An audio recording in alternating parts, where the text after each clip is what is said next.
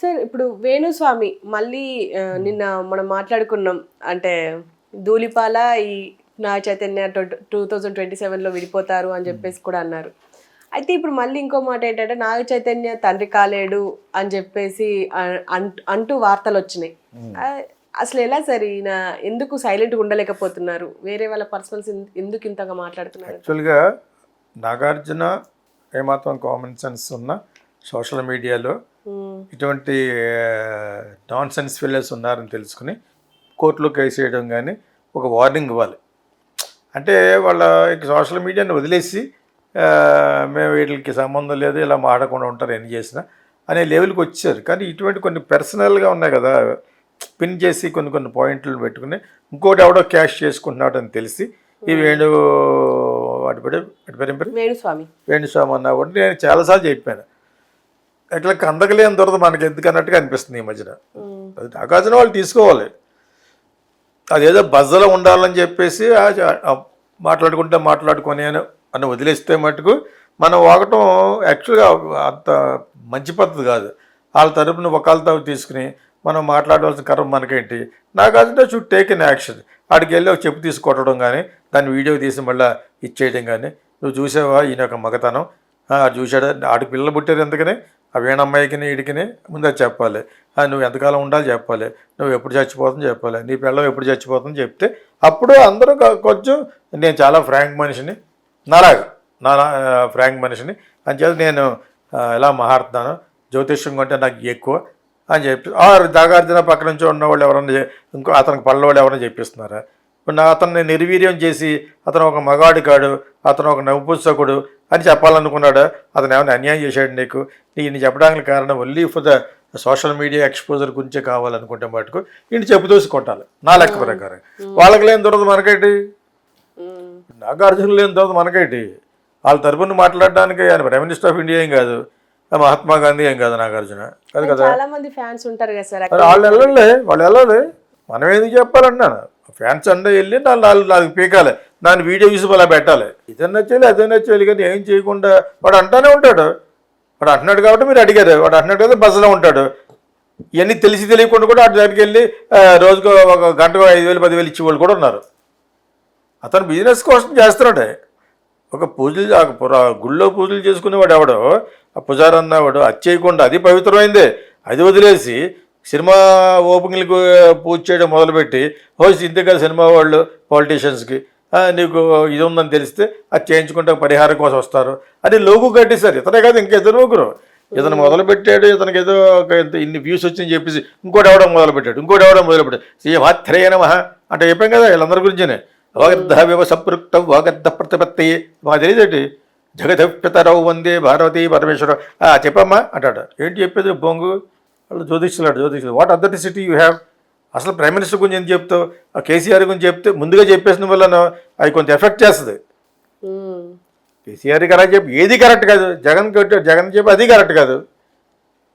జగన్ ఏదో డబ్బులు ఇస్తాడని ఇతను ఒకటి ఇంకో స్వామీజీ ఫిల్మ్ నగర్ దాంట్లో ఉండేవాడు, ప్రస్తుతం విశాఖపట్నంలో ఉన్నాడు ఆ స్వామీజీ. అతను దెబ్బ అయిపోయాడు.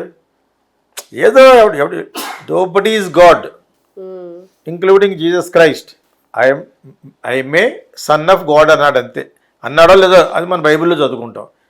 లైక్ చేసి మనం అతను చేసిన ఆయన కానీ సాయిబాబా కానీ షిరిడి సాయిబాబా కానీ వాళ్ళు చేసిన మహత్తరమైన ఈ సేవా కార్యక్రమాలు, సేవ ఏంటి తెలియకుండా ఒక మసీదులో కూర్చుని వీడియో కాల్చుకుంటూ కుక్కలకాయ పెడతా ఉండేవాడు అని తెలిసినాడు షిరిడి బాబా. ఓకే, మానవత్వం ఉన్న మనిషి అని చెప్పేసి దండం పెట్టుకుంటున్నాం. ఇంకోటి కూడా హిందూ కూడా వస్తాడు బయటికి, ఆ సాయిబాబా దేవుడు ఎవడన్నాడు నువ్వు చెప్పాలండి, నీ సర్టిఫికెట్ ఇవ్వాలడికి ఆయనకి. ఆడెవడో మన హిందూకి సంబంధించిన సోషల్ మీడియాలో ఉంటాడు అతను సాయిబాబాని దేవుడు ఎందుకు అంటారు, ఎందుకు అనకూడదు, అది ముస్లిం అనే. మరి ఇటువంటి వాళ్ళు ఉంటారు. అందుకని వాళ్ళని ఎదిరించడానికి ఒక గ్యాంగ్ వెళ్ళాలి. ఇప్పుడు అక్కడ అమెరికాలో యాంటీ క్రైస్ట్ అని ఒకటి ఉంది, ఇలా కట్టుకుంటారు చేతికి. యాంటీ క్రైస్ట్ అంటే ఆయనకి మన జీసస్ క్రైస్ట్కి ఎగెనెస్ట్ యాంటీ క్రిస్టియానిటీ. వాళ్ళకు రకం టైప్ అనమాట.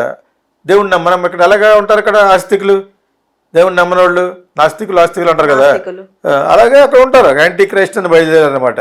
దే డోంట్ బిలీవ్ వాళ్ళంతా మళ్ళీ రిలీజియస్గా చేస్తూ ఉంటారు, హిందూయిజంకి దానికి సంబంధం లేకుండా బ్లడ్ తోటి అది చెత్తగాళ్ళు.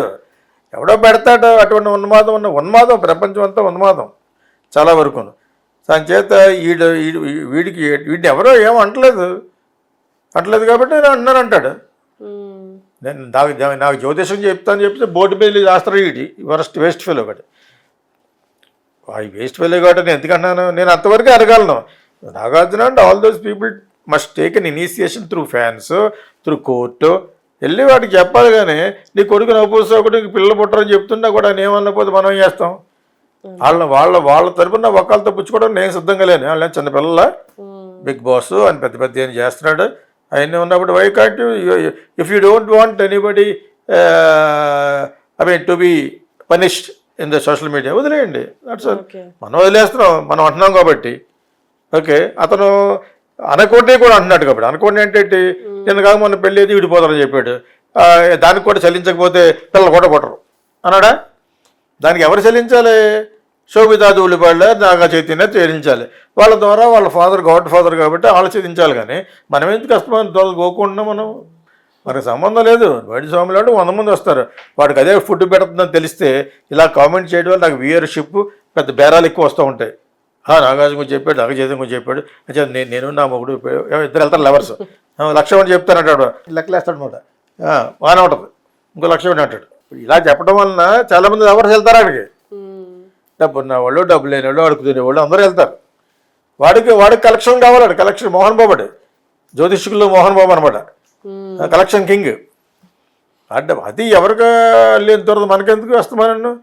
You should not always talk bad about other జ్యోతిష్యులు కూడా. ఎందుకంటానంటే వాళ్ళు అలా చెప్తారు, వాళ్ళ ఆడకుండా నీకెందుకు అంటారు. రేపు మాట్లాడితే ఆడనే అనుకుంటాడు, ఆడికి వేరే బిజినెస్ వస్తూ ఉంటుంది. ఇప్పుడు ఆయుర్వేదం చెప్తాడు, అది కరెక్టా?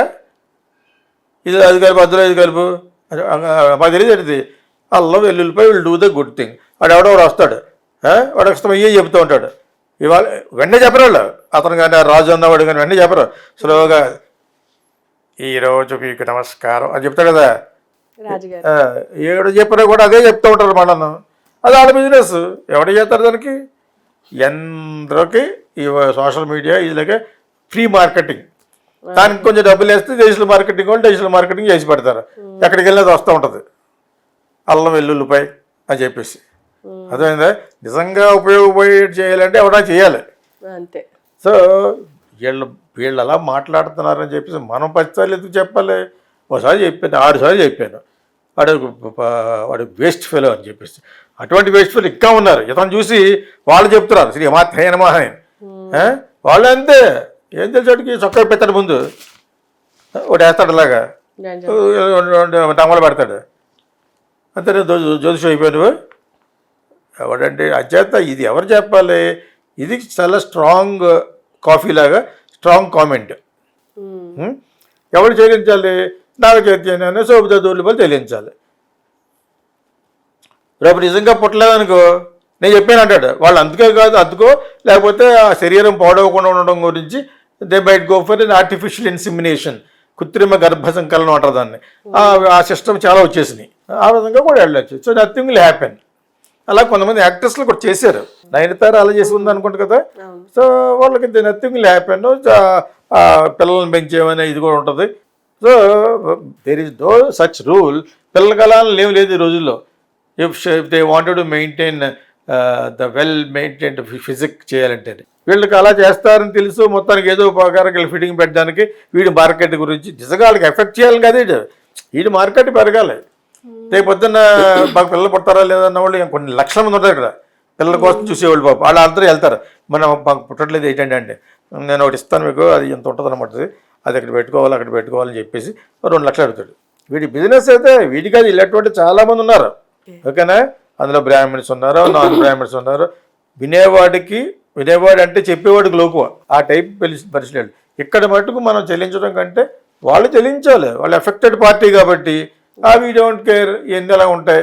మోహన్ బాబు కొడుకున్నాడు, ట్రాల్ చేయడం చాలా హ్యాపీ, నాకు మేము పాపులర్ అవుతున్నాం అన్నాడు ఒకసారి. అన్నాడా?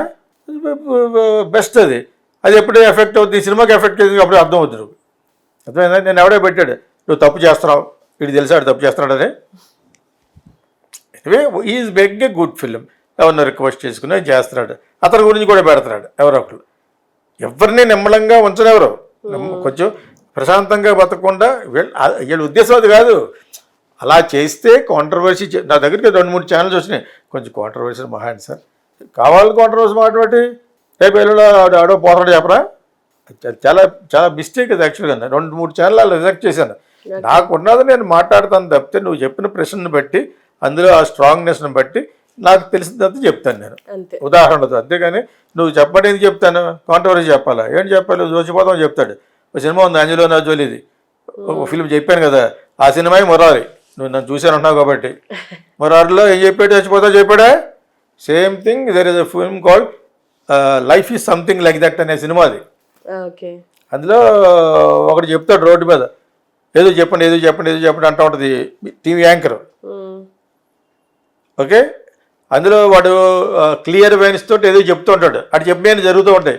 వాడు ఎంతగా అడుగు తినేవాడు. అటుకు అప్పుడు వస్తూ 3 చెప్తుంటే మళ్ళీ దిగి వెళ్ళిపోతుంటే ఆ టీవీ వాళ్ళు పిక్చర్ చేస్తారు దాన్ని.